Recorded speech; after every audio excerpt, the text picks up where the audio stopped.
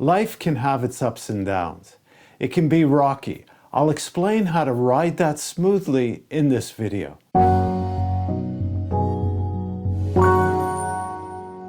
Hello, I'm Goldberg of Optimus Performance, bringing you practical tips and ideas on leadership, team development, and employee performance in the workplace. Yes, life has its ups and downs. We all know that. In fact, if you're experiencing elation now, just wait. Something is going to drive it downwards. And if you're feeling down, just wait a bit and something will lift you up.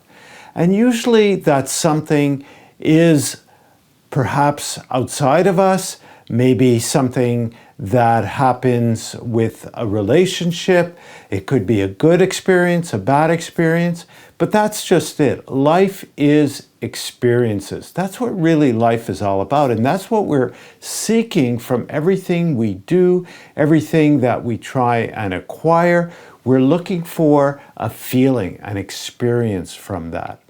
And so we can't control how we react to every situation, because sometimes we're just feeling good and sometimes we're just not feeling so great. So one key thing that you want to remember when you're feeling those happy times and when you're feeling those not so happy or down times is that the reason you're experiencing all this is because you're alive.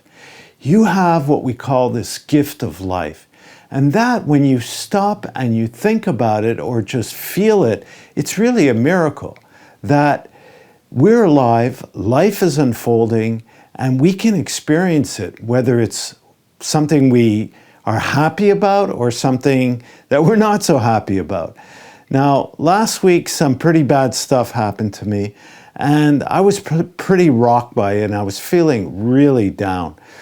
And I use this reminder about life to help lift me out of that feeling or out of those thoughts, because really thoughts can invade our well-being. They can cause us to really become depressed. And I call it like that spiral when your thoughts are negative and they're causing you to think badly about yourself, badly maybe about what you did, and you just keep spiraling down. It's a hard word to say.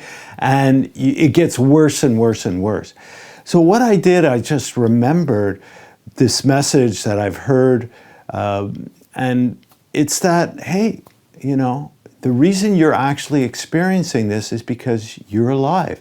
You've been given this gift, and just wait and give it some time, and you're going to find your way up that spiral again to a better place. And that's exactly what happened. It's a few days later, I'm feeling much better. I've processed what caused me to feel that way, what I did, because it was my responsibility, something I did. And now I'm feeling much better. And it just brought me back to that realization. And it's something that we can all do. And it's something that's really crucial and fundamental that we need to do. We need to really anchor ourselves to the place inside where there is always peace, where there's always contentment. And whatever way we find to anchor to that place, because, you know, when you're in a boat and you're just sitting there enjoying the waves, the light waves or whatever, and you start drifting. Maybe the waves pick up and you don't really realize it. Maybe you're taking a nap in the boat and you haven't put your anchor down because it's so calm. And now the waves start picking up and you start drifting, and you look around and you realize, hey, where am I? I've drifted so far. So we always need to have an anchor to bring us back to that reality, to where what I can call is home. And home is really inside of us. So we need to find an anchor that will bring us back to that home that's not so susceptible to the ups and downs caused by external things that are going on around us.